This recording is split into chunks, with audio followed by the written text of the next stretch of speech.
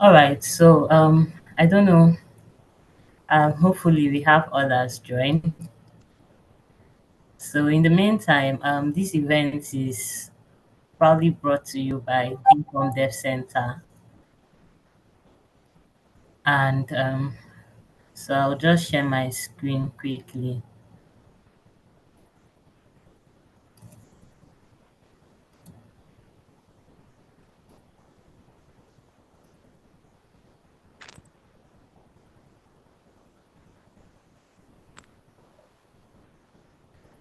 All right, so you're all welcome to Bincom Dev Center, and Bincom Dev Center is a multi-location technology talent development and solutions platform. You can find us virtually near you, and we also have our locations or physical locations in Yaba, Lagos State. We have in Ibadan, Oyo State, Kano State, Kaduna State, um, Ogun State, Delta State, sorry, Delta States and United Kingdom. We still have plans to expand to as many locations as possible. Um, we focus on building tech talents, enhancing tech talents, and building startups. Under building tech talents, we have services like Bincom Academy, Bincom Tech Internship, Bincom Tech Apprenticeship, Bincom Global Tech Program.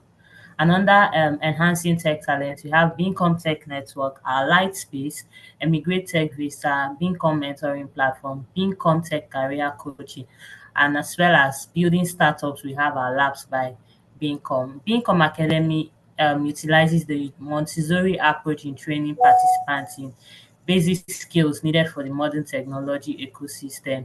Our internship is designed to enable people at intermediate skill levels gain mastery and expertise over a period of time. Our internship or apprenticeship rather is an industrial attachment at various skill levels to gain experience and on-the-job training. Our tech network is geared at giving back to the community and building the tech ecosystem. We focus on informing and exposing the youth to the current technology trends and how they can prepare for the future in technology. Our Lightspace provide helpful workspace intended to encourage collaboration and drive innovations in the startup ecosystem. We have spaces that is created and designed for various events like seminars, conferences, and get-together. Then we have our Bincom Global Tech Program, which is your solution to launch your tech career globally. And this program focuses on three key pillars, which is learn skills, gain experience, gain exposure. We have our Immigrate Tech Visa. It helps you become globally attractive, which is building a tech profile and building a tech-enabled business. It is also your tech-enabled pathway to relocation and settlement in countries like UK, USA, Canada, France, and many more. And then we have our mentoring platform, which is more of a structured mentoring solution to help mentors add values to mentees for the purpose of building globally attractive techies.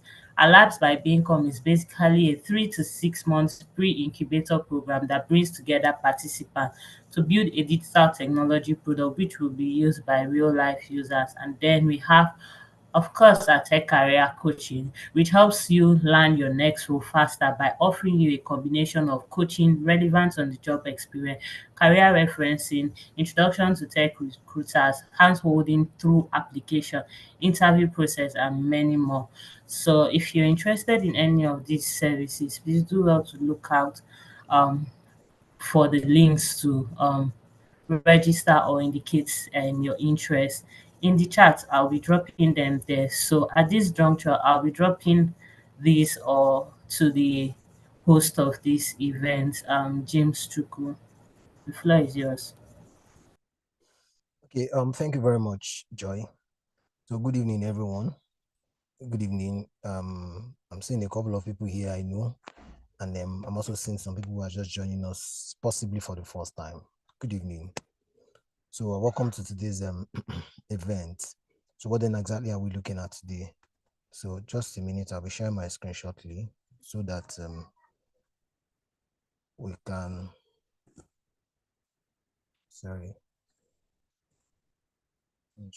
Screen.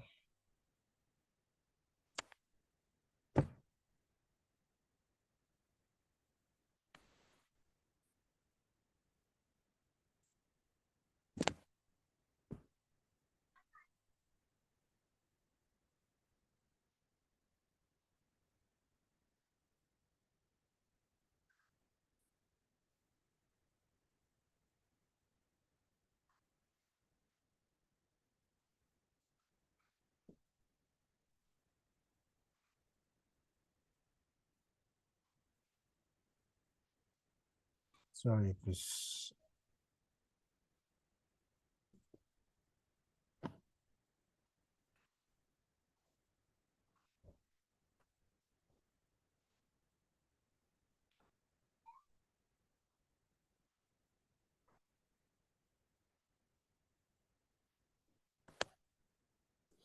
Okay. All right. So once again, good evening, everyone.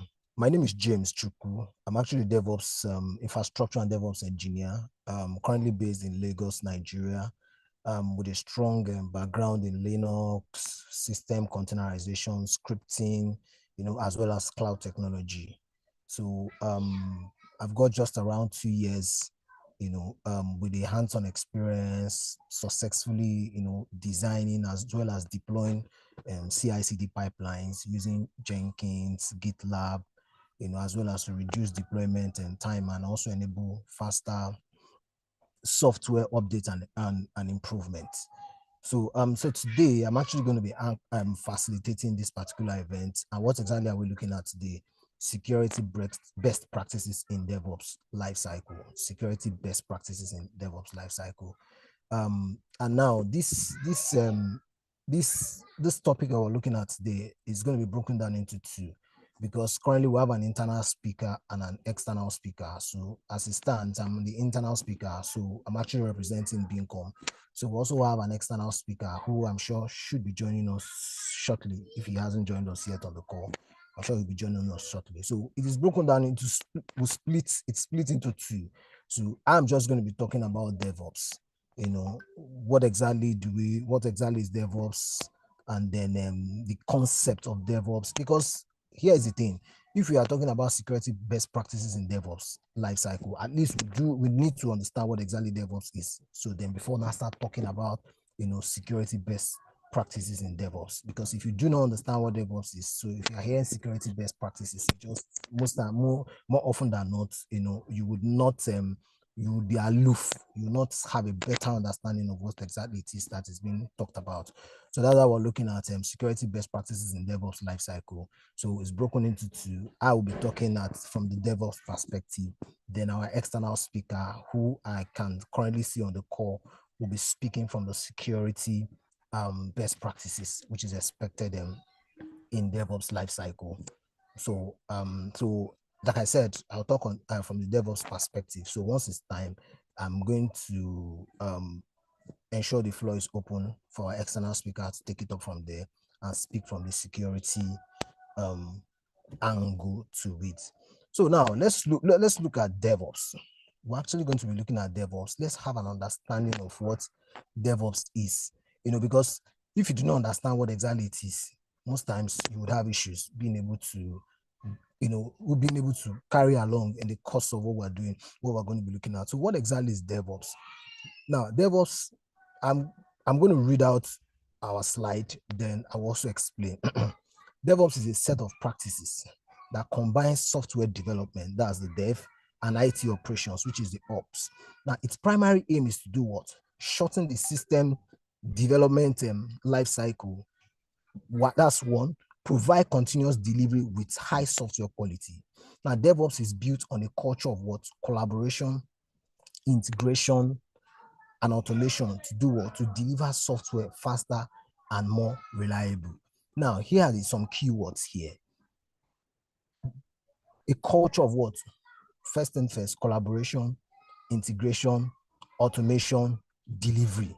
Now, these are 4 keywords that I want us to understand. Very, very, very, very important in the concept of DevOps. Collaboration, integration, automation, delivery of what? Software, and not just delivery of software, but quality software and much more reliable software. Quality software and much more reliable software. Now let's look at it from this angle. Let me use what I would call a layman's term to be able to also explain this. Now imagine a house is being built.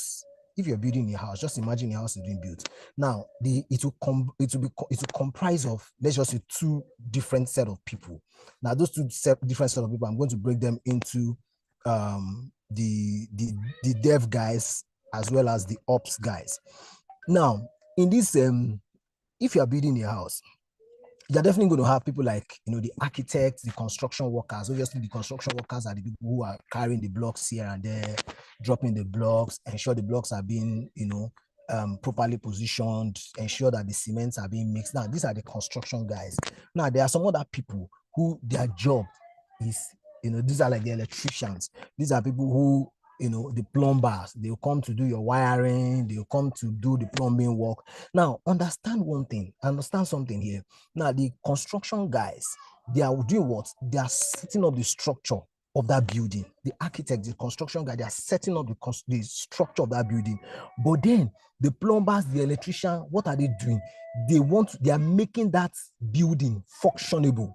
They are making that building to be livable, right? Because the electrical work they are going to do there, the plumbing work they are going to do there, all of these things are the things that are going to make the building habitable. If these things are not there, the building might not be habitable. So now, the construction guys are your dev guys, right? That's the development team. Now, the plumbers, the electrician guys, these are the operation teams. Now, then what exactly is now the DevOps? Now, the DevOps guy, what is he doing? He comes in between this guy and to do what? To foster what? Collaboration, foster what? Communication, effective communication amongst the two, foster what? Integration as well. Now, but in the course of construction, you might not be able to, slot in automation, but that will slot that into software development lifecycle as well. Now, but first thing first, the DevOps guy is that bridge that comes in between these two guys. Now, these two guys, now, if you have been to maybe a construction site before, you can see that more often than not, they will be having issues. They might have issues. The plumber guy might say, this is not properly set. That's why I cannot do my plumbing work very well in this angle. This guy will say, this thing is not done this way. There will be blames. Sometimes they might run into issues, having to blame each other here and there, here and there. But then, so these are the same thing. These are things like these are the same thing that we see in the concept, of software development life cycles. More often than not, in the past, when the development team and the operation teams, because they work in isolation, when in the course of them working in isolation, there seem to be a lot of delays. There seem to be a lot of frustrations. There seem to be a lot of errors in the course of development of software. There seem to be a lot of issues because while they are working in isolation, the development team will accuse the operation team of different things. The operation team will accuse the development team of one or two other things. No, nobody's taking responsibility of errors. Nobody's taking responsibility of delays. So blame game here and there. So now, this brought about the emergence of DevOps. Now, the DevOps does what? Now comes in between them to foster collaboration amongst the two of them, foster effective communication amongst them. So it makes the team to be able to work together from the start of the software lifecycle. The DevOps guy ensures that from the start, this team works together, sharing tools, sharing processes, to ensure that each and everything is done effectively. You understand? So that's exactly what the DevOps is. I'm just trying to take my time to be able to explain the DevOps because I believe, obviously, almost all of us here really understand what DevOps is, just for the sake of maybe one or two persons who might still be grappling with having a better understanding of what it is and then what exactly they do. If somebody says, I'm a DevOps guy, and what exactly do you do? And you're not able to really explain what you do. So that means you really do not have a better understanding of what you are doing, right? So just like we said, the DevOps guy does what? Is fostering collaboration amongst the development guys, amongst the operation guys to do what? To ensure that the software development life cycle from the beginning to the end, from the coding to the deployment and even beyond, is done effectively. There's faster release of software and not just faster release of software. And there are also, the aside from the software being released faster, but it also has quality as well. And then beyond that, there's also proper monitoring of your software. So now this is DevOps as a whole, what the concept of DevOps is. And don't forget, DevOps is actually a culture. It's just a culture. So it's not just an occupation, so to speak. So it's also a culture. So DevOps is also a culture which is integrated into an organization, just like I said, to ensure that the software development lifecycle from the coding stage down to the deployment stage, even beyond, is done effectively, faster, proper delivery as well, and then quality software as well. So now, just to also highlight also some of the responsibilities the the DevOps engineer actually takes, some of the responsibility that that is meant to deliver. One of them is automation. If you remember, from what I read here, that's from our first slide here. I talked about DevOps being built on a culture of collaboration, integration, automation, as well as delivery of software faster and then more reliable. Now, part of the jobs of the DevOps engineer guy is to automate. What exactly do we mean by automate? Now, that's in creating tool and scripts. And what are these scripts going to do? To streamline processes, to ensure that some processes are done faster. What do we mean by to streamline these processes? Now, we're talking about having some tasks. There are some tasks that need to be done, some repetitive task that needs to be done. Rather than this repetitive task, somebody going there manually to carry out this task every now and then, you write a script that can carry out that task automatically, at a scheduled time. So that's more like what the automation guy does. To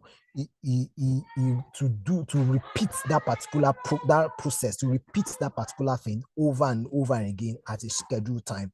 So that is just part of what the DevOps engineer does, which is automation. So let me just move to the next slide. I will still come back to also talk more on what the DevOps engineer guy, what the DevOps engineer role is also all about. So now, DevOps key principles. Number one, collaboration. Now, collaboration, when we say collaboration, it is also embedded in the definition of DevOps that was actually read out, which I've explained, to a better extent. That DevOps, when we talk about collaboration. Sorry, your slide is not in the slide shape. Oh, really? Yeah. Why am I having this? Okay. No, just click the slideshow so that you can.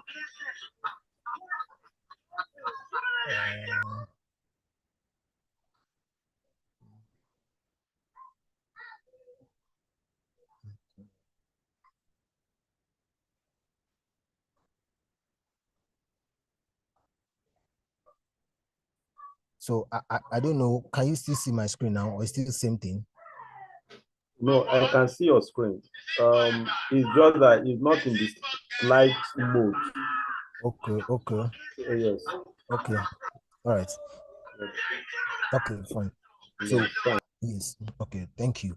Now, so this time around, we're looking at the DevOps key principles. Number one is collaboration. Now, the description talking about, obviously we know collaboration is coming together of 2-3 people to achieve something. Now, DevOps foster a culture of collaboration between development and operation teams. Now, it emphasizes shared responsibilities, transparency, and communication across all teams involved in the software delivery process. Now, what are the benefits of this collaboration? Reduces silos, enhances problem solving, and speeds up development cycle. Now, in the course of explaining the concept of DevOps, I've been able to touch on this, but just to also bring us up to speed again, that part of the principles of DevOps, one is collaboration. I already give an example of how the DevOps DevOps concept, DevOps idea, fosters a collaboration between the dev teams and the operation teams. Why? So that they'll be able to work effectively, and then not just to also work effectively as well, proper communication. Because the thing is this: once there's absence of communication, there will always be issues over and again. So DevOps key principle embraces collaboration, which gives birth to communication, gives birth to shared responsibility, gives birth to transparency. And like we have seen, part of the benefits of them is that it reduces silos. When we say reduces silos, what do we mean by that? It reduces the act of working in isolation. So it reduces the act of working in isolation. It ensures that everybody's working together, everybody's working in collaboration to be able to do what? To ensure that that software is delivered as fast as possible. And not just that, ensure that there's quality in the delivery of the software, ensure that the software is delivered timely, and ensure that even beyond, there's proper monitoring of the software as well. So that is one of the first key principles: collaboration. Now, the second one is automation. So, and then automation in DevOps include using tools and scripts to do what? To automate repetitive tasks such as testing, deployment, and infrastructure management. This helps to reduce human errors and speed up processes. Now, benefit increases efficiency, consistency, and reliability of software delivery. Now, we already talked about this. So, like automation that we're talking about. So, just please give me a second, please. Let me.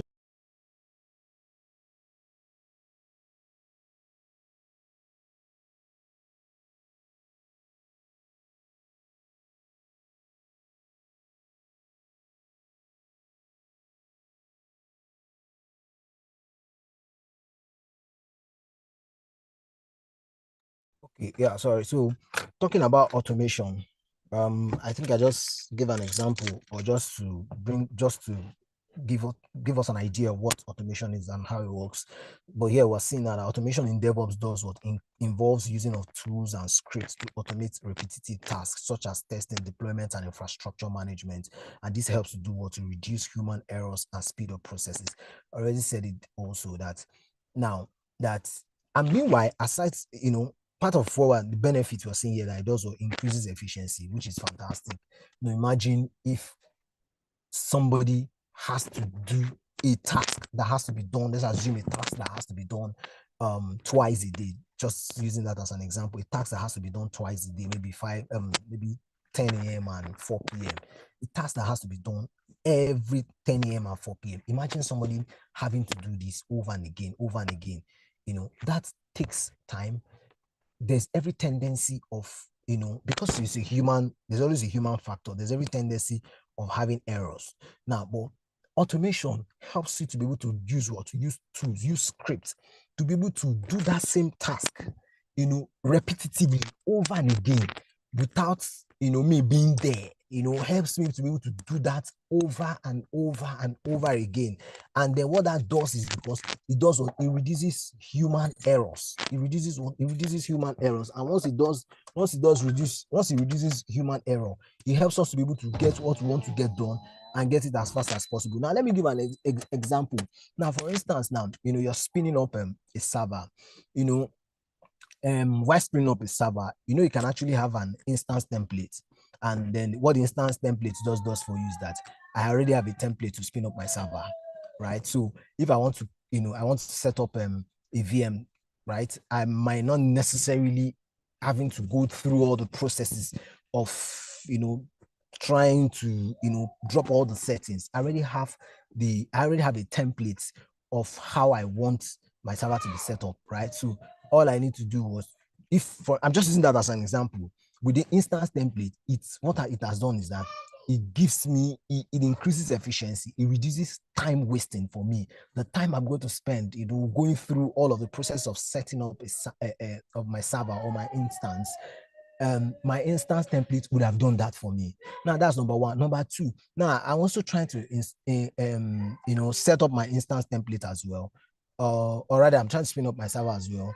Now, there's also a part of me where I can create a startup script. And what that startup script does for me, let me just give an example. Maybe in my startup script, what I want to do is that I want to install Apache. Now, yes, I want to install Apache. So all I need to do is this: a startup script. That startup script is a script that does what? That's, each time my instance comes up, each time I am provisioning a server, while the server has been provisioned, Apache is also installed along. Now, what that helps me to do is that if I set up an instance tomorrow, or I spin up a server, I might not necessarily have to, after spinning up the server, and I have to start going all over again to maybe install Apache. Maybe let me just give an example. I needed to install Apache at every point, or at every time I needed, I'm provisioning the server. So that helps me. That has reduced the time wasting for me.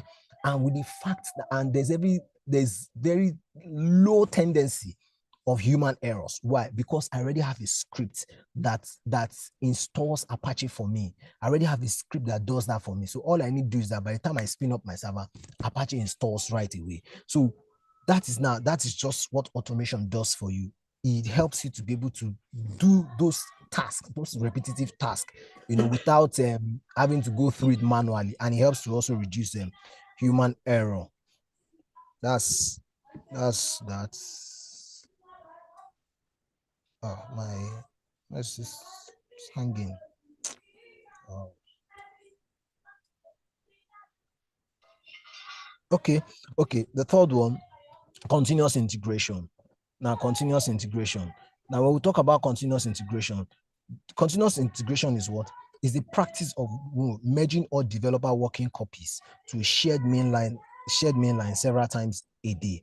Now, automated tests run with each merge to ensure code changes do not break the software.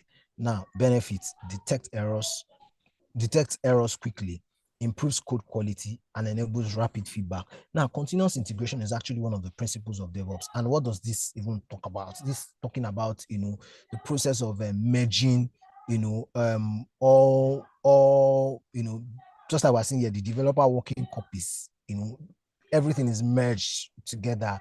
We have a central repository, that merges every of developer codes together. Now, when these are done, then when you have automated tests, when the automated test done, once a merge request is established, and then this automated these tests are run, the code changes.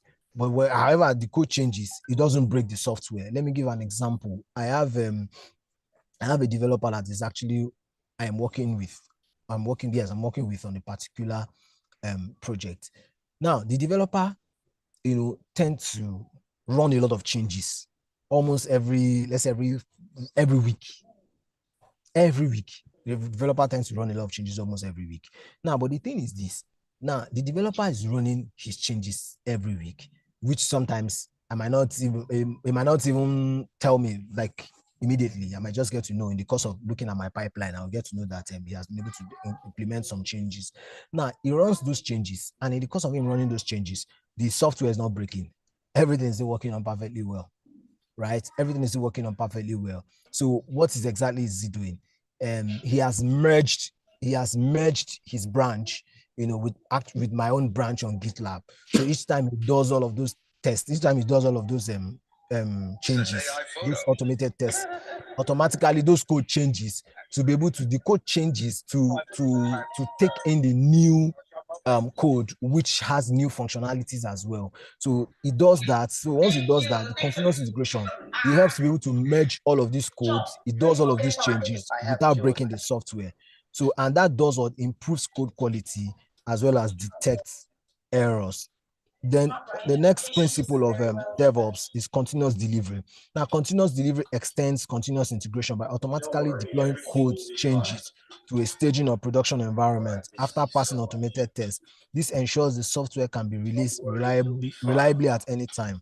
Now, part of the benefits of continuous delivery is that it accelerates the release process, reduces deployment risk, and improves user satisfaction by delivering features and fixes faster. Now, we looked at continuous integration. Then in continuous delivery that we're looking at,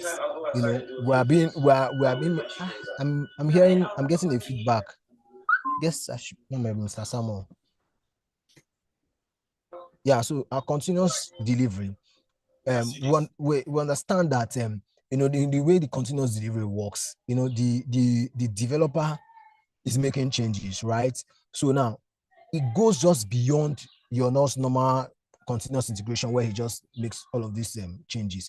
Now, but in the process of deploying the changes right now, right from even the dev environment to the staging environment, as well as to the production environment, right? So it's process of also deploying its code changes from each of these environments, even down to the production environment, right? And the process of running all of these changes from all these environments, the software is still working perfectly well. There's no breakage of any type.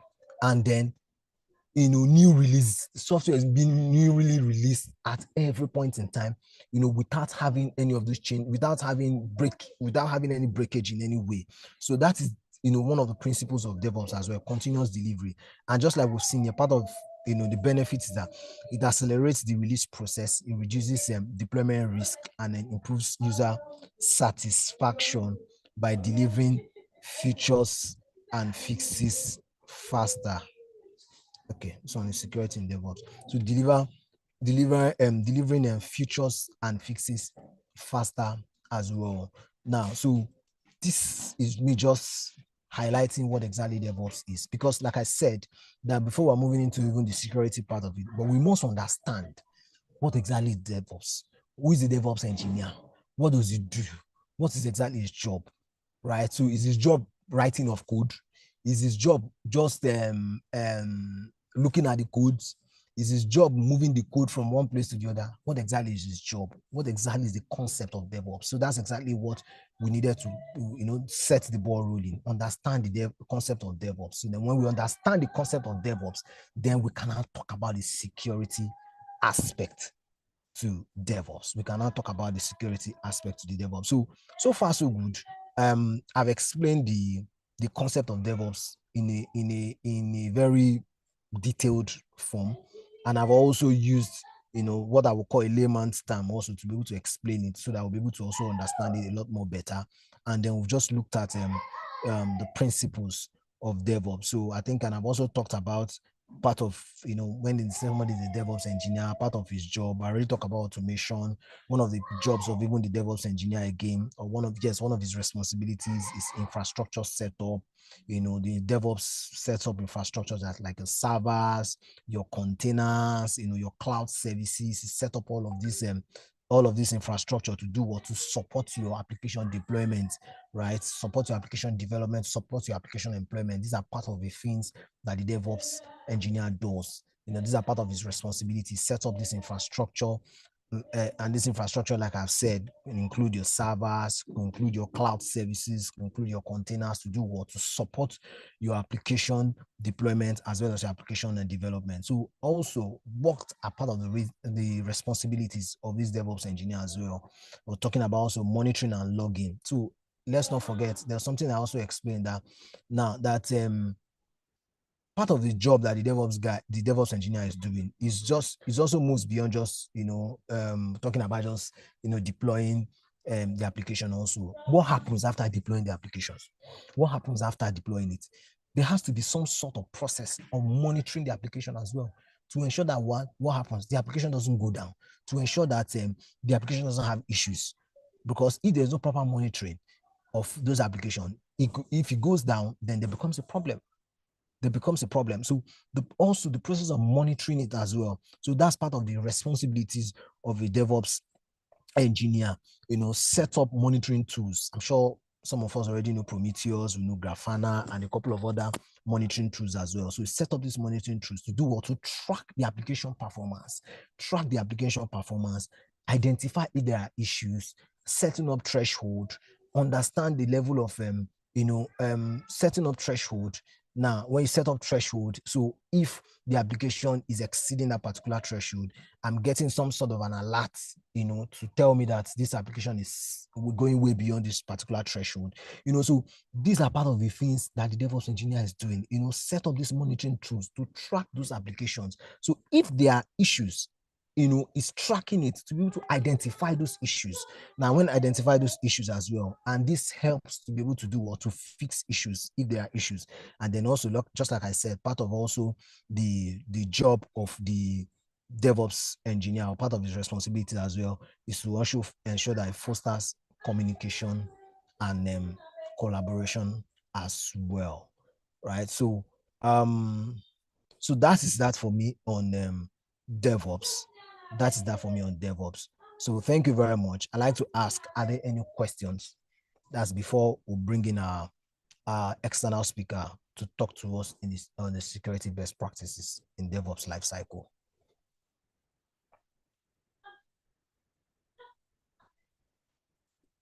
Thank you very much, everyone. So just like I said, we have questions. I'm sure I have quite a lot of experts here. I have a whole lot of experts on this call.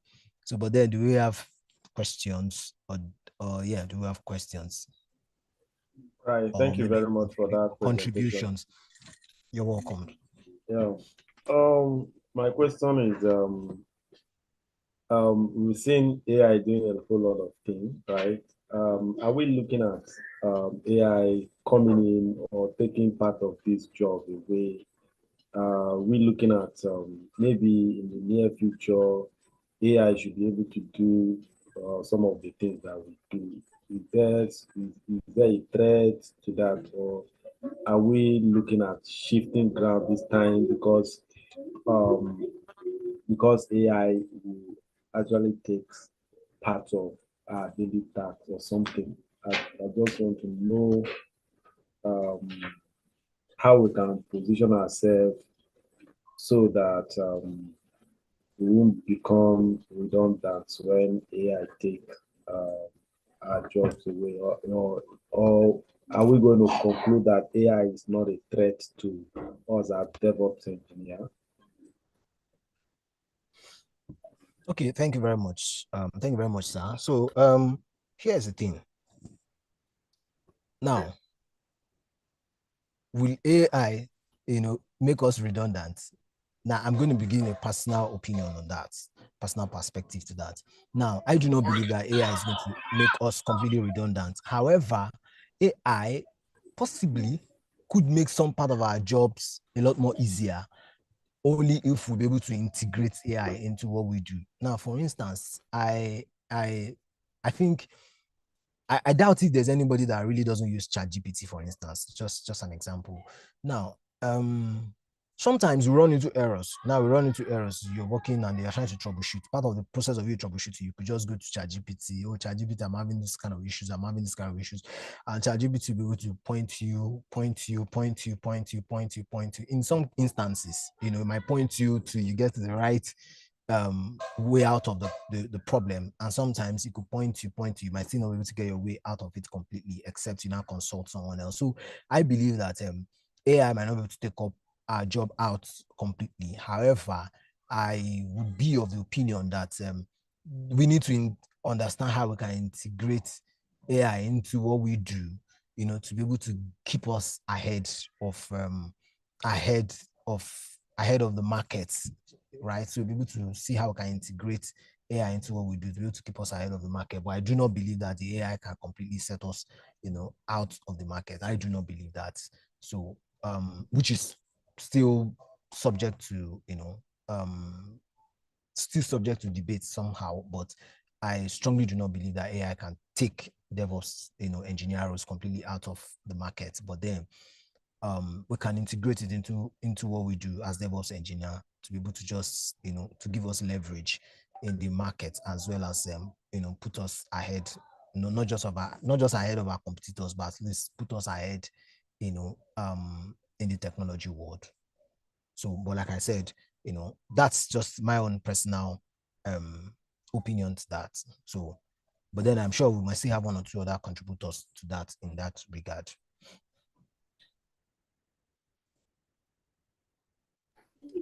Thank you very much. You're welcome, sir. So please, do we have any other question before we move into the security, security part of what we're going to be discussing? Okay, Tolani. Tolani. Okay, yes. I would like to contribute to the question. Can you hear me? Is that okay? All right, sir. Please go ahead. Yes, my contribution to the question will AI take DevOps engineers in the market, or how will it help basically? I would say, in my own opinion as well, because we all have different perspectives to the question. I would say AI cannot take DevOps engineers to the market. And my reason for making that statement is this. When we look deeply into what a DevOps engineer actually do, you would see that it's beyond just automating, it's beyond automating, it's beyond just trying to make processes more faster, right? It entails a lot of critical thinking. Let's for instance, let's take something like architecture now. You are trying to build an architecture. It takes a lot of you sitting down and looking at how the architecture can be, what are the things that will be included. So DevOps in itself, when you look at it holistically, it takes more than just one expertise to be a DevOps engineer. There are a lot of things that you bring in that intertwine each other, from automation to the architecture knowledge to a lot of things. So it's not like as if you're trying to build a website and just trying to build a landing page and ChatGPT can just give you a code for that. DevOps is wider than that. You think of availability, reliability, you think of a lot of things before you can even say you are bringing a solution when it comes to DevOps itself. It spans around the whole LCS life cycle. So that makes it in a way, I would say, in a way difficult because it requires human analytical thinking. So for my part, I would say AI cannot take our job. What we need to do, like Mr. James said, is to learn about AI and how we can make it, how we can use it to make our work more efficient and help us in our repetitive tasks and automating those tasks so that we can be more efficient in our analytical thinking and problem solving skills. Thank you. Thank you very much, Mr. Tolani. Thank you very much. Thank you very much. Thank you very much. Thank you, sir. So, yeah, I do not know any other question, or safe to say, we do not have any question anymore. Okay. So if we do not have any question anymore, so next we're going to be welcoming our external speaker. And who exactly is our external speaker? Our external speaker is Mr. Oshaba Samson. Who is Mr. Oshaba Samson? Mr. Oshaba Samson is the Chief Technology Officer at Artisan Orga. And yes, he's the Chief Technology at Artisan Orga. And what does he do? He manages their web platform and their infrastructures. So, and then Mr. Sampson over the years has demonstrated his technical prowess by delivering, diverse range of applications, including hospital management systems, human resource systems, as also building infrastructures on AWS. So, it would be nice to have Mr. Sampson amongst us. Just like I said, is the Chief Technology Officer at Artisan Orga. Artisan Orga is actually an online directory, for local artisans, which has actually grown to become, an online recruitment service platform in Nigeria that offers training and placement of blue collar workers into decent and fulfilling jobs. Thank you very much, Mr. Sampson, for gracing our event. The floor is yours. Thank you. Thank you, everyone. Can anyone hear me? Very well, sir. Yes, very well. Can hear you. Can Hear you loud and clear. Thank you, everyone. Thank you for giving me the opportunity to be in your midst today. So I'm here to share my knowledge so that we all can learn. I've learned something today as well from the teachings of my fellow DevOps engineer. So he has done the introduction already, so there is no much introduction to do. So my name is Oshaba Samson, and I work with Artisan Orga. I'm the CTO at Sanoga. So let me share my screen so that we can look into what we are here for today. Right? I hope I can do that. Okay.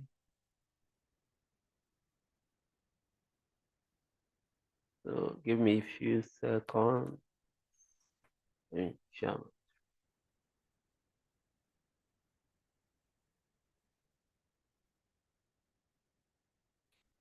Yeah.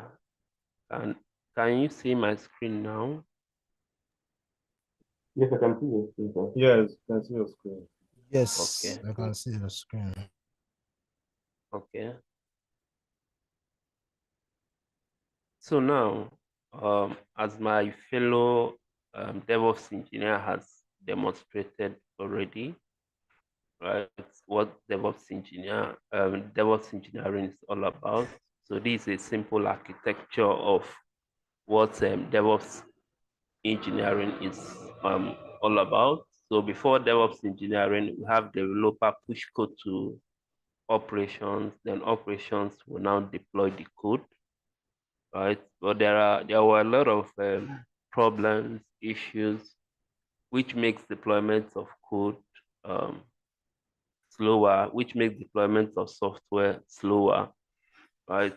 So now they decided to create a culture which can fasten the deployment of efficient and reliable software, right? Which brought in what we call DevOps today. So now the introduction of DevOps also introduced a lot of security issues, right? Because as you expand anything, it opens a lot of doors for attackers to attack you. Like if you are living in a two-bedroom apartment, it's easier to manage than when you have something like a duplex. You may be you may be going in the night and forget to lock your back door, and someone can enter there from there. So the same way, introduction of DevOps introduced a lot of surface attacks where hackers can hack into um, a company's infrastructure. So, so now let's look into what DevOps is all about. I hope someone can hear me. Yes, sir. Can I can anyone hear hear you. me? Yes, I can Okay. hear you. So let's look at what DevOps is what DevSecOps is all about. So DevSecOps, but before that, let me say share something I got from a seminar that I attended. Right, a friend of mine made some speech which stuck on my head in that day, and I would like to share it. So that what it is that if you are working in any security aspect of any company, whether it's network security, DevOps, DevSecOps, any security part of an organization, you should not work as if you are working like other employees, right? Why? Is because you are at the forefront of that company. You are the person that is protecting that company from security issues. Because once there is a security breach, um, the company may fold, and all those faces that comes to work every day um, will leave their source of livelihood. Right? So I will share a story of one that happened in US, a very big company. The name is Equifax. Equifax is the name. So now, what happened? Equifax runs on Java, right? Equifax runs on Java application. So I think it was on March that a vulnerability was introduced. The vulnerability name was Apache Struct. So it was introduced. So Java developers have already updated and asked everyone to update their software. But Equifax did not do that for a long time, and hackers hacked into their system through that vulnerability. and we are able to extract over 140 million credit cards, right, and personal information of people that they were storing their information. So after that, they had to pay above 500 million to settle that case. So now, if that company falls, you see that thousands of people working there will lose their job, right? And you know that people are also dependent on those people, which means that all of them will be put into a form of suffering. So that's why we should work with empathy, right? We should work with seriousness, knowing that people's livelihood are dependent on us. So now let's look into what DevSecOps is all about. Right? So DevSecOps basically is the introduction of security into DevOps. Let's read. So according to AWS, so DevSecOps is the practice of integrating security testing at every stage of software development process. So it includes tools and processes that encourage collaboration between developers, security specialists, operations team, building the software that is both efficient and what secure. So introduction of DevSecOps is what introducing security to make sure that that efficient software is also secure. I hope I'm making sense. I hope I'm making sense. I hope someone can hear me. Yes, sir. Yes, you are, sir. Okay. So the next thing we'll be looking at is why would someone want to hack your system? Why?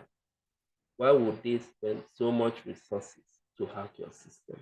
Because if you don't know why someone would want to hack your system, it will be difficult to protect your system, right? So let's look at why would someone hack your system. So there are different reasons why hacker hack system. So let's start with the least one. So the first one here is what? Revenge. Right? Revenge. So let's look at this story. So you can see this story. This story, you can see the date. The date is you can see the date is April 1st, 2024. So it's not something that happened a long time, it's something that happened this year, right? So and it's from CNN. So you can see that hackers stole what Russian prisoner database to avenge the death of Navalny. So you can see that they did this to prove a point or to avenge for the death of their member or something like that. So this is the first reason on our list. So the second one is data theft, right? So I told this story about Equifax. So data theft. So they want to extract data of people in your database, right? Getting their personal information. And you know, another thing about this data theft is that when they get your personal information, some of them can use it to craft, right, an email or a message that will be enticing to you. For example, they may send you a message on WhatsApp. When you look at it, it becomes so enticing. You wouldn't know when you click on that link and your system is hacked, right? So that's why protection of data is very, very important. So let's look at, okay, this story. You can see here, this is LinkedIn. LinkedIn was hacked. This is April 2021, right? So hackers scraped data from 500 million LinkedIn users, right? So about two-thirds of the platform user base, which was posted online for sale. So people, you know, there is what we call dark web or something, where people buy information like personal information of users. So that's the number 2 on our list. So the next one is the financial gain. Some use it to make money, especially let's say they initiate DDoS to a company and the company's site does not go again, right? Normal users cannot access the site. They will just send you a message that they you pay so amount of money and we will give you access to use your website. So that's the third one, which is the what? The financial gain. So as we go along, if you have any question, you can drop it or you can ask. I can pause so that you can ask your question. So you can look at this. So this T-Mobile settlement. You can see the amount that is spent here, 350 million to settle a data breach. That's a whole lot of money. So now let's look at why a company should protect their system. Why? Why should they protect their system? So they should protect their system because of their integrity. So what runs a business is what? Yeah, is the integrity of the business. Basically, yeah, why somebody will give you his money is because they trust you and they know you have integrity. So if you don't have integrity, nobody can trust you with their information or with their money. So now that those information they have given you and there's a data breach and people get those information, it means that your integrity has gone down and this might as well impact your business. So that's that. So now let's look at what is cyber attack. So because we cannot be talking about security without knowing what cyber attack is all about.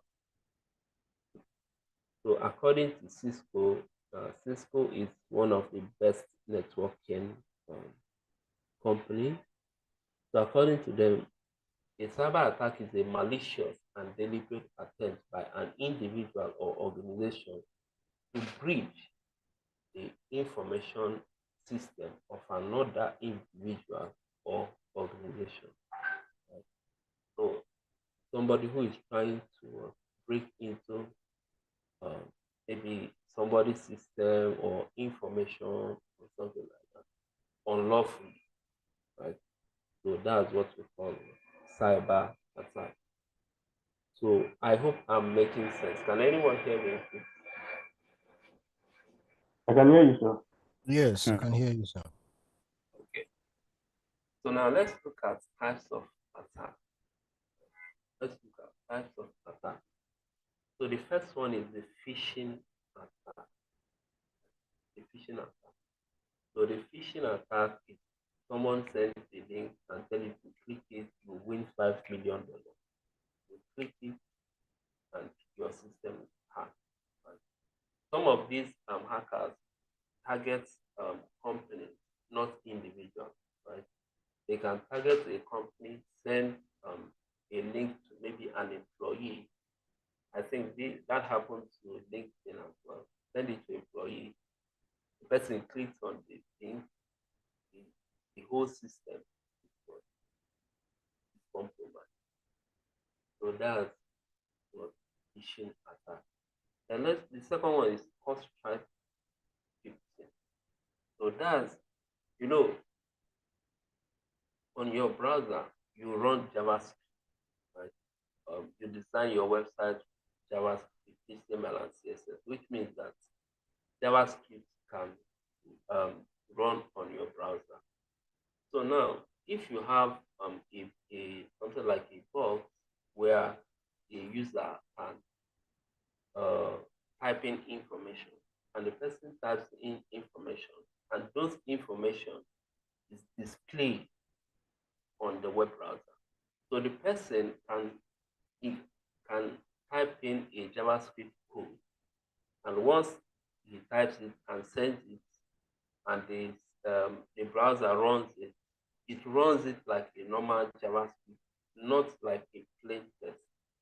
So now a hacker can send in such malicious JavaScript code.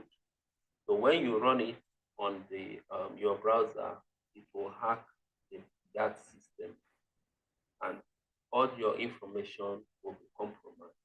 Right? Maybe the person will extract your username and password, and it will send it back to the hacker. So that's what cross-site scripting is all about. Then the third one, which is the client-side request forgery, is resulting from the cross-site scripting. So when a hacker hacks your username and password, then they can use those information to send requests to the server as if they are the person they are as if they are the person, right? So now that is what we call client side request script. While server side request forgery is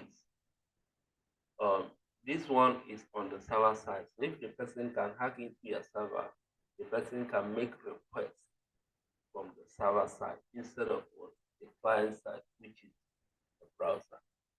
Then the next one is the SQL injection. You know that for you to query a database, whether it's PostgreSQL or MySQL, you use a language called what? SQL, structured query language.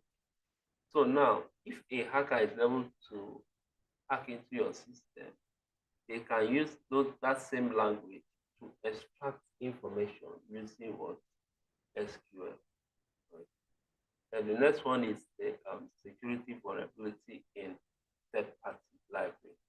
So now, most times developers don't code everything from scratch. Let's say the person wants to code something like a text as flies. So what the developer does first is to go and look for a library that can do that. But most times they don't check the quality of that library, the security of that library. They just download and want to use. So now, if there is any vulnerability in that library, hackers can use that to attack. Then the other one is the brute force attack. So the brute force attack is maybe the hacker knows your username, right? Hacker has gotten your username. Then the hacker can try thousands of password combinations to see if anyone can enter. Right? So now, if you use a weak password, something like admin, basically if you buy a new system or if you are using a new application, the username is usually admin and the password is usually admin. So if you don't change that, so you can use admin 12345. This is a common password people use. So if you don't change, they can try 1,000 password, which they will use to log into your system. That's what we call the brute force attack. Then the next one is the denial of service. So the denial of service is where a hacker sends hundreds of millions of requests in few minutes, which will crash your system, and people will not be able to access your website. So that's what we call denial of service. So if you have any questions, kindly ask me so that I will hash it out. So now let's look at security testing. What is security testing all about? So security testing is an important aspect of software testing, focused on identifying and addressing security vulnerabilities in software applications. aim to ensure that software is secure from malicious attacks, unauthorized access, and data breaches. So now, so it's just making sure that you test your software to make sure that it was secure. So let's look at the types of security testing. So the first one is the SaaS. SaaS, the software application security testing. So the SaaS, so according to synopsis, so SaaS is testing methodology that analyzes source code to find what security vulnerability that makes your organizational application successful to attack. So SaaS scans the application before the code is compiled. So SaaS tools, something like Sneak or SonarQube, I think SonarQube or SonarCloud has a tool that you can use to do SaaS. So it will run through your code and check if there is any vulnerability, something like SQL injection, to make sure that everything is working fine. So now this is an example of a SaaS output. Sorry. So this is an example of a SaaS output. So you can see here the severity of the vulnerability. So this one is hard, right? So the tool is SaaS. Then you can see the class, and you can see the method. So you can go to this method and correct whatever issue it's all about. So the second one, which was the dynamic application testing. So the dynamic application of security testing, so is process of analyzing a web application through the front end. So in this case, you are not analyzing the code itself. You are testing the functionality of what the software, right? You are testing the functionality of the software as if somebody is using that software. So if there is any mistake where an attacker can attack that particular software. So that's what SaaS is all about. So you can embed it in CI/CD, but it's usually better to do it manually. So this is a black box testing. So black box testing is that it doesn't run through your code. It just text the functionality. So example of tools you can use OWASP, SAP, PubSuite, and there are so many of them. So the next one is the software composition analysis. So we talked about third-party libraries. So the third-party libraries where software developers download libraries on their application, on their code, and use it. So now you need to test whether that particular library is secure. So that's what software composition is all about. So it's also a form of SaaS. Do you have any questions?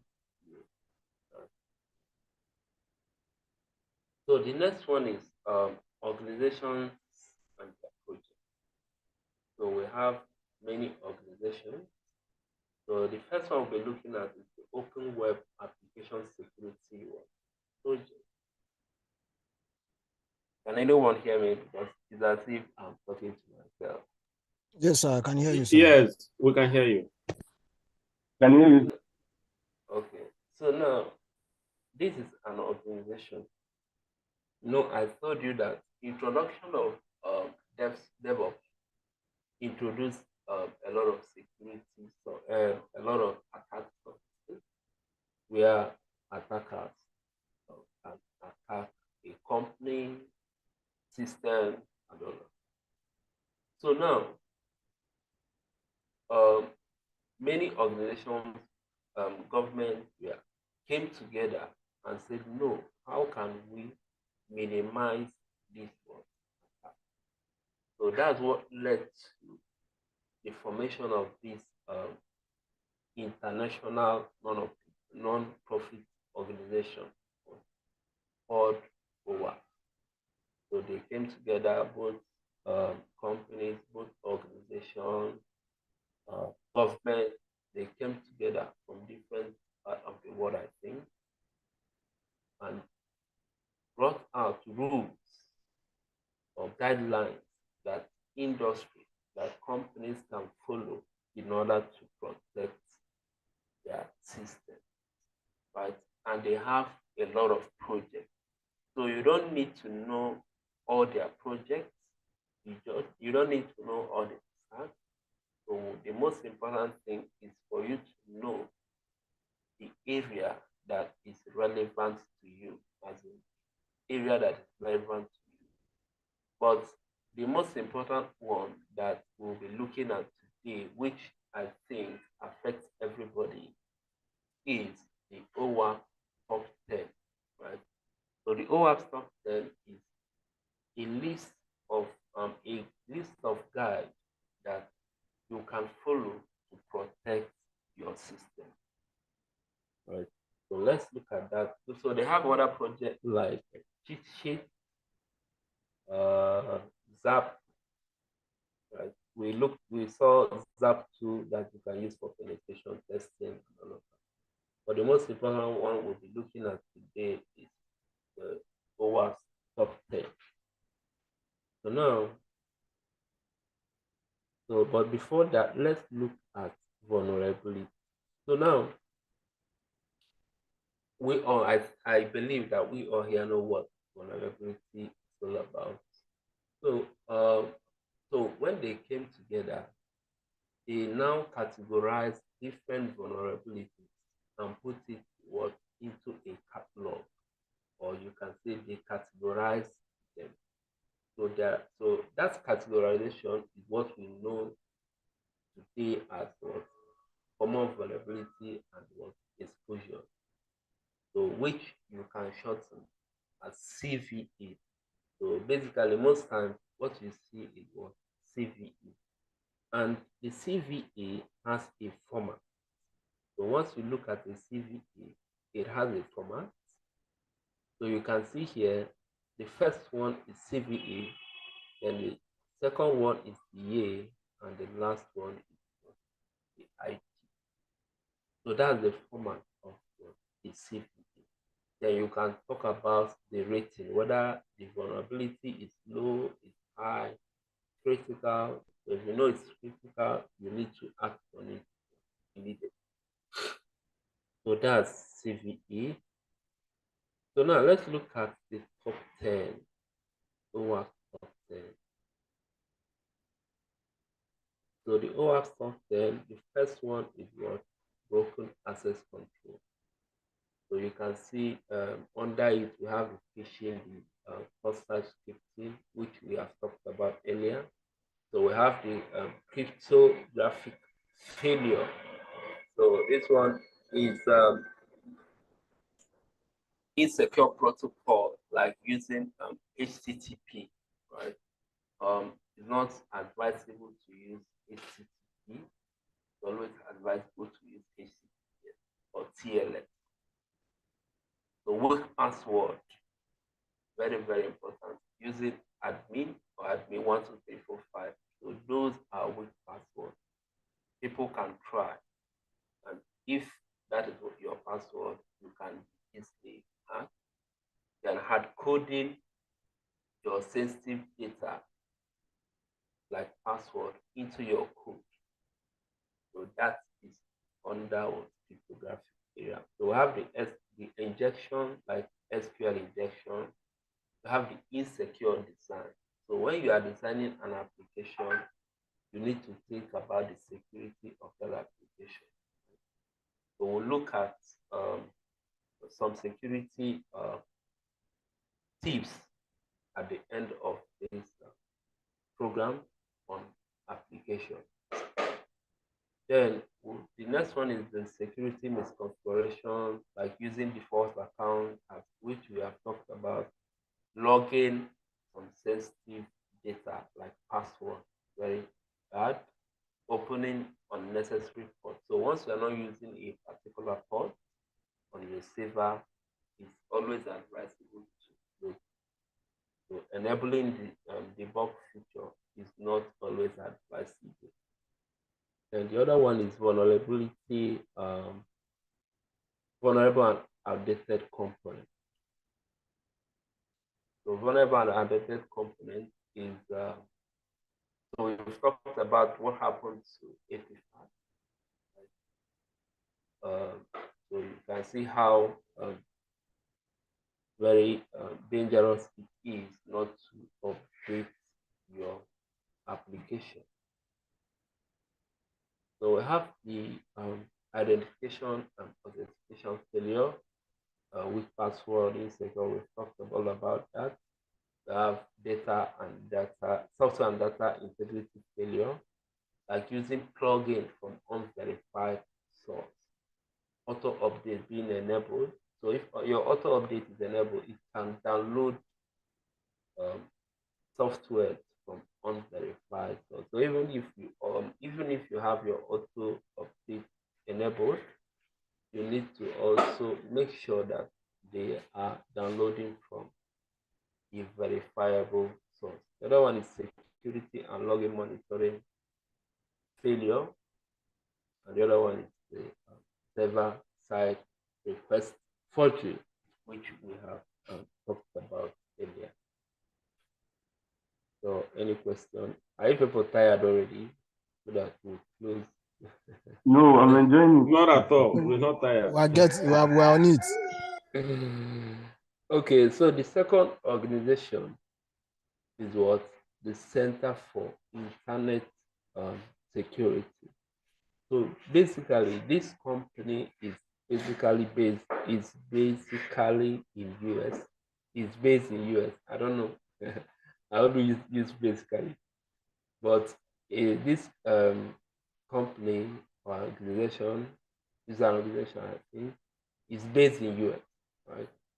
And they are focused more on US government and organizations.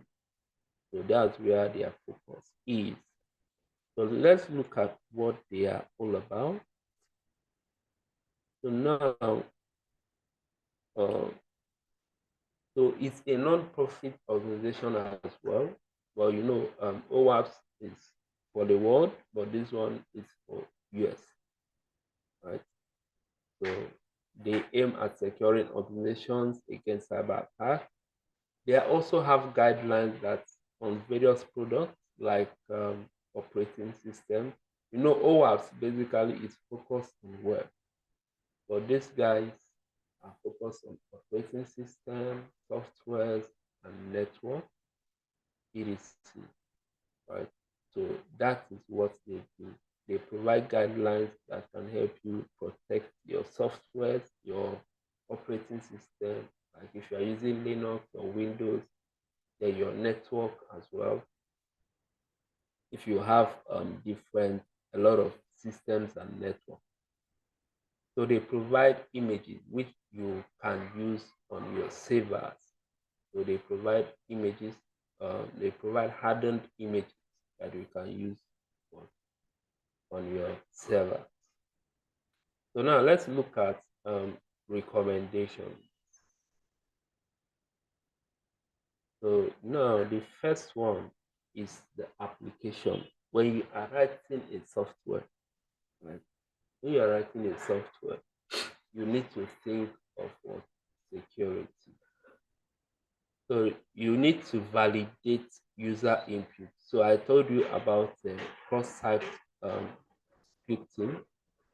So if you don't validate your, okay, let's take for example you designed a blog, and you know that this blog, people people comment on this blog, and if people comment on the blog, it will show back to other users for them to see.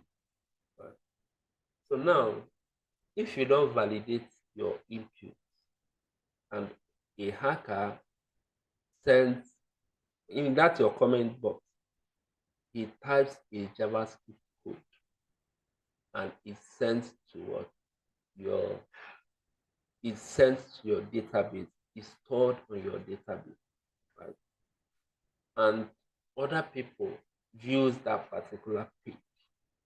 Let's say 1,000 or let's say 5,000 people views that particular page, right? What will happen is that that JavaScript code will run on those 5,000 browsers and will hack their system and will send their information to that particular hacker.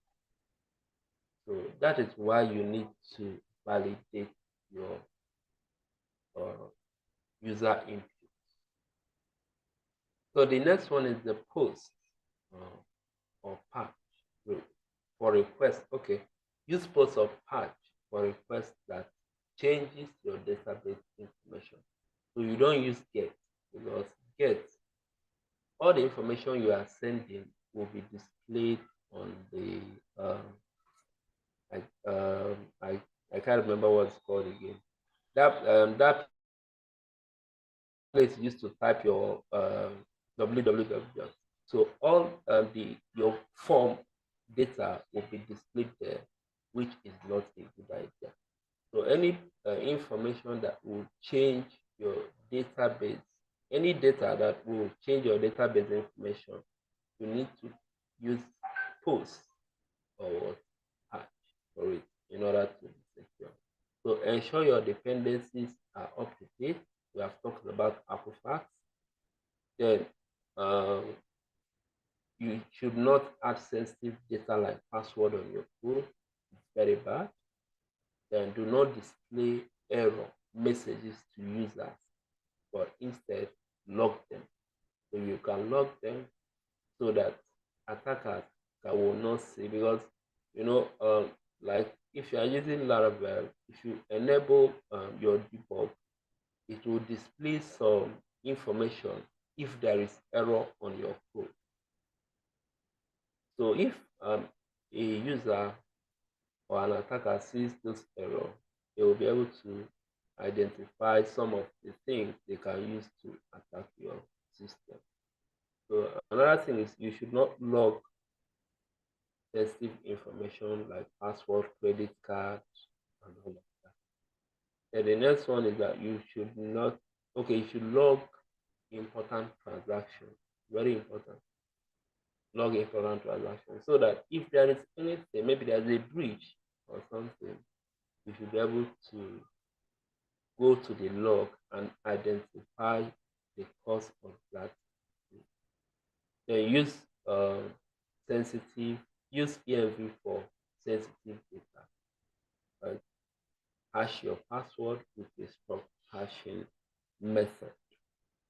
So that's some of the tips. There are so many others, but this is the one that I can set for now. So let's go to the next one. We have the version control system. So like your GitHub, GitLab, so you should make your repository private, because if you make it public, an attacker can scan through your code and see your the structure of your database and can use that information to attack your system, or they can see the vulnerability in your code and can use that to attack your system. So we have mentioned the second one multiple times here. Very important. So some organizations, if you still go to their old project, they still have their password inserted in their code, which is not very good. So the CICD have the SAS, the DAS, and the SA. We have talked about that, so no need repeating that. And so if you are using Docker, Docker is a containerization application. So you need to use least privilege. So if you are using something like a Docker file to Dockerize your application, you should make sure that you add a user so that it does not use the root user, because that is very dangerous. Then use minimal image like Alpine. Do not copy your ELV file into the container. Then do not use latest tag. So if you go to Docker Hub, you can see they have different tags. So the latest tag, you shouldn't use them. So you limit the memory, CPU resources. So the next one is what if you are using Jenkins as your CI/CD, so you make sure that it's not accessible on the internet. Authentication is enabled. Ensure your plugins are up to date. Java version, Jenkins version is up to date. Same thing with Java. Ensure that Jenkins has least privilege. So what this means is that if the job of Jenkins is just to deploy the application on its server, or just to deploy application to the registry, so you make sure that it doesn't have access to any other thing apart from deploying it to apart from deploying the image to a registry. So that's the least privilege. To ensure cross site forgery protection is enabled, so you can use TLS to secure your Jenkins.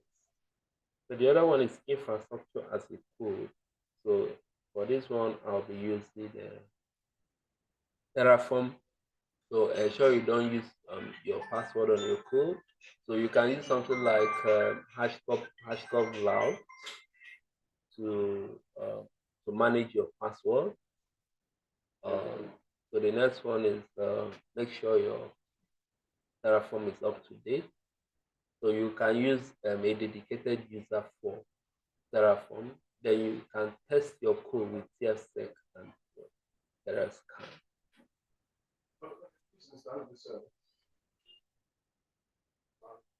So now the next one is the infrastructure. So the infrastructure,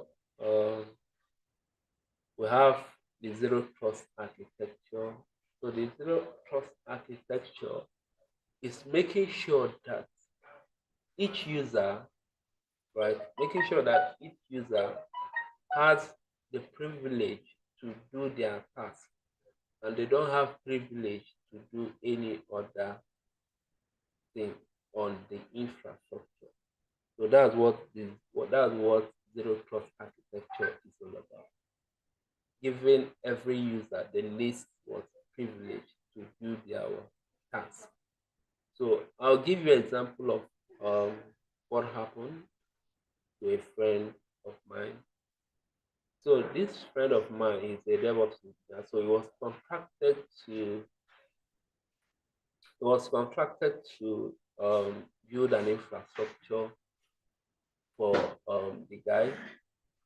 So now he did everything, handed the infrastructure to the owner because he needed to do other projects as well.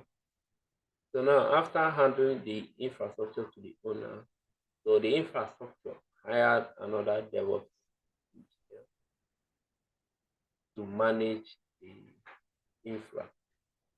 Now he was given privilege to everything.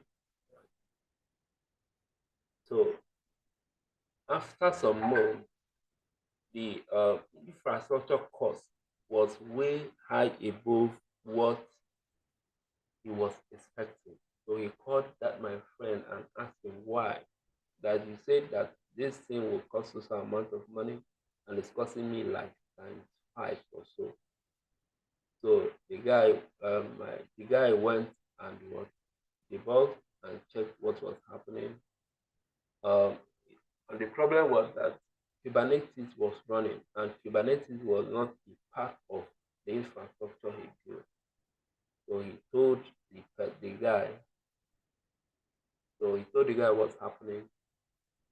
So out of anger, that means that the software, the DevOps engineer that was employed was learning Kubernetes on the infra, on the platform, without the knowledge of the owner. So what happened? So out of anger, the owner picked up his phone and called the DevOps guy that was managing and fired him at the time. Now, as a reflection of that, the DevOps engineer got angry as well and deleted everything on that paper. So the only savior was that he could not delete the database because my friend enabled that before the database can be deleted, he needs to be informed and approve it before it can be deleted. So he couldn't delete it because of that. But every other thing was deleted. So that's the only the savior for that. So if he had permission to delete the database would have gone, and that would have been the end of that business. So that's why zero trust architecture is very, very important. So the next one is deploying your workload on a private subnet if you are using AWS. If you are using Azure, I think the synonymous name is VNet. So deploy your application, and maybe you can use load balancer on your public subnets to interact with your workload on the private subnet. So the next one is use hardened image. So we talked about hardened image provided by CIS. So I think AWS have some hardened image, so you can just search for it and use them, but they are not usually free. So you make sure that your OS is up to date, ensure high availability, use intrusion detection system to detect and prevent malicious. So that's all about infra. Then after that, you look at logging, continuous logging and monitoring. So now I told you about Equifax, how they were attacked for months, for like 3 months without them noticing. So they did not implement a good monitoring system, because if there is a good monitoring system, it would have detected that attack and notified them. So we talk about logging, we talk about real-time monitoring and alerting. So you can use Elasticsearch and Splunk and all of that, and Prometheus and Grafana. Are we tired? Are we tired? Can anyone hear me? Like, Not at no, all. sir. You are You are not tired. learning. You are learning. Okay, so the next one is the asset identity and access management. So now we can use the role-based access control, right? So to make sure that the permission, you make sure that you limit the permission to that particular task the person is doing, so that they don't go and have access to other tasks. Because you can see that in an organization, if somebody is having bad motions for you, or somebody has something bad in mind, they may just enter your system and when you are not around and do some silly stuff, and you cannot deny it because it was done through your system. So suppose now the person have access to your account without without giving your permission. That would be what that's. So the next one is single sign-on. So this is very important for organization because a lot of organizations have hundreds of projects, right? So now, if someone new joins your organization, and so you start adding the person to each of these projects, right? And after adding them, maybe a few months later, the person maybe resign. If they got a better job, and the person resign. You now want, so you start removing them from each of these projects. So sometimes you may forget to remove them from certain projects. Maybe one day the person is sleeping and wakes up and decides to try the password on a different project. If one enters, that means the person can do a lot of stuff. So single sign-on is you use one username and password to access the company's project or the company's project. So if the person resigns, so once you disable the account, the person cannot log into any of the projects. So the next one is the multi-factor authentication. I think all of us know what it's all about. So you need to add it to your project to put a layer of security in your project. So the next one is SSH recommendation. So when you are using something like a Linux, you know almost 90% of servers we use Linux based. So it's advisable to use SSH over password.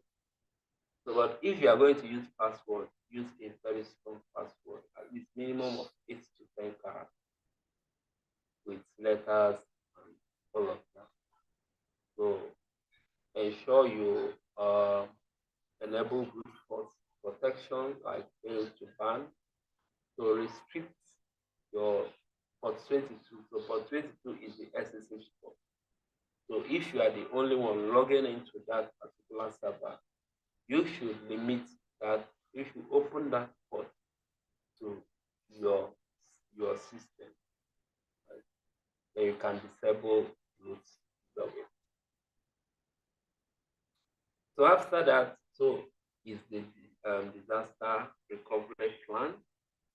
Now,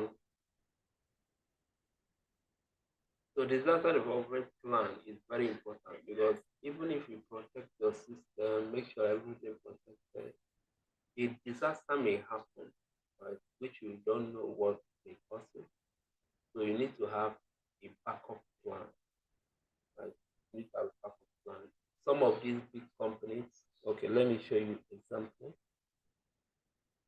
So you can see Google Cloud error erases 135 billion pension funds. And this was as a result of what? So if you check it, I don't know if the date is here, you can see it's May 31st, 2024. So this happened last month. So now, and this as a result of what? Maybe misconfiguration or something. But I heard that they have a backup in another platform that is not Google Cloud. So that is their saving grace.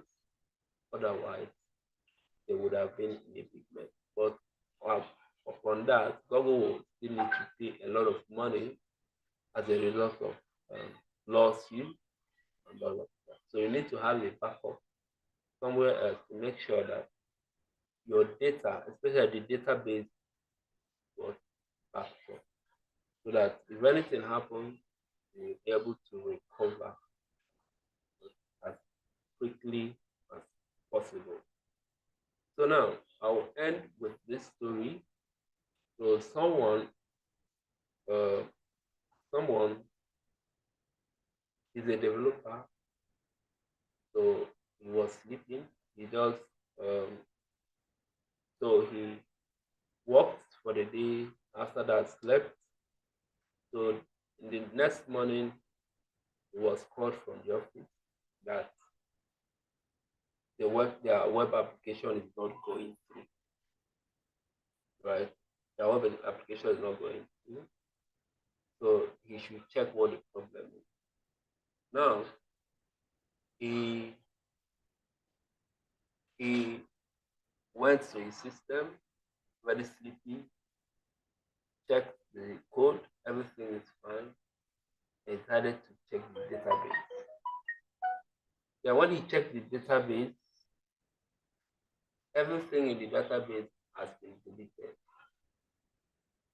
Now he saw send 1 Bitcoin to so and so account. The sleep just disappeared immediately first. Then you know how much Bitcoin costs now. So he thought about at that time he freezed. Then few hours later, then he starts thinking of what to do. And remember that a night before then, he was trying to do something and backed up the database. And that was his saving grace. He just restored the database and everything started working. So with these few points of mine, I hope that I have convinced you and not convinced you that security is a very important aspect of DevOps. So thank you. I think I will stop here for today. So if you have any question, you can ask me. So that's it. Thank you. Thank you very much, Mr. Sampson. Thank you very much for the detailed explanation. Thank you for actually, opening us to that understanding of the security best practices in DevOps lifecycle. Thank you very much. So do we have any questions? No. So please, do we have any questions? If we do, let's signify. All right. Thank you very much, Mr. Sampson, for that elaborate explanation. You really schooled me this evening. Thank you for listening. My question is like this. If you are running a pipeline, for instance, if you are running a pipeline for application, regardless of the programming language or the framework, and you tend to like run a text for the code base, is it that the developers have to like set up a testing framework in their code before you run the text, or is there a way you can integrate a test in the pipeline to check for errors and the likes without a testing framework on the developer side? Yes, there is a testing tool like Sneak. You can use Sneak to run SAS, right, on the pipeline. So once you push your code to GitHub, then before the pipeline start running, I think you can use the Sneak to test the code before you build the code. Regardless of the framework, I think, yeah. For SAS, you can use it to test the code. Okay, that's fine. What do you call the tool again? Snyk. SYNK. Okay, SYNK.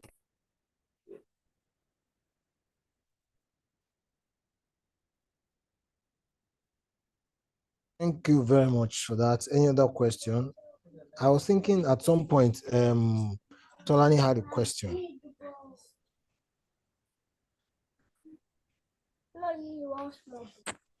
So do we still have any other question? Do we still have more questions before we eventually call it a day? Do we still have any other question? Do we still have any other question? Yeah, Mr. Sampson, Bandit also falls under SaaS, right? Yes. Because and it's also a tool, yes. Bandit, yeah, it's also a tool that's okay. It's also, an open source tool as well, that you can use to scan Python code, for security vulnerabilities. That means it's a SaaS tool. Yeah, it's a SaaS tool. Because yes, so it's something I just came across it, so I even want to I want to implement it on something to be able to help me scan vulnerabilities, their security vulnerabilities as well. Okay. That means it's under SaaS.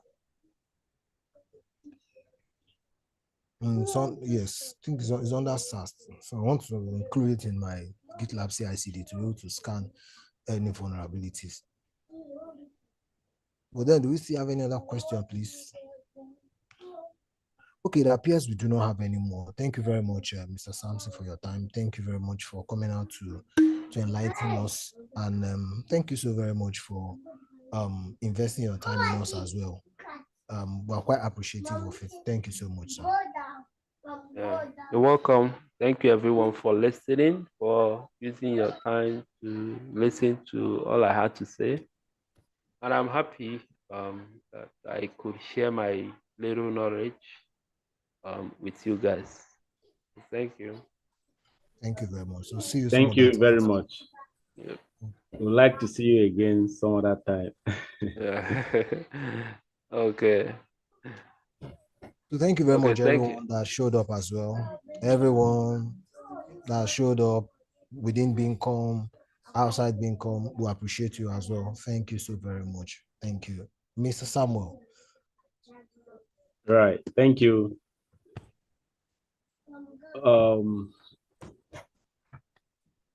I think we can call it a day here. Okay. Right. Thank you very much once again. Bye.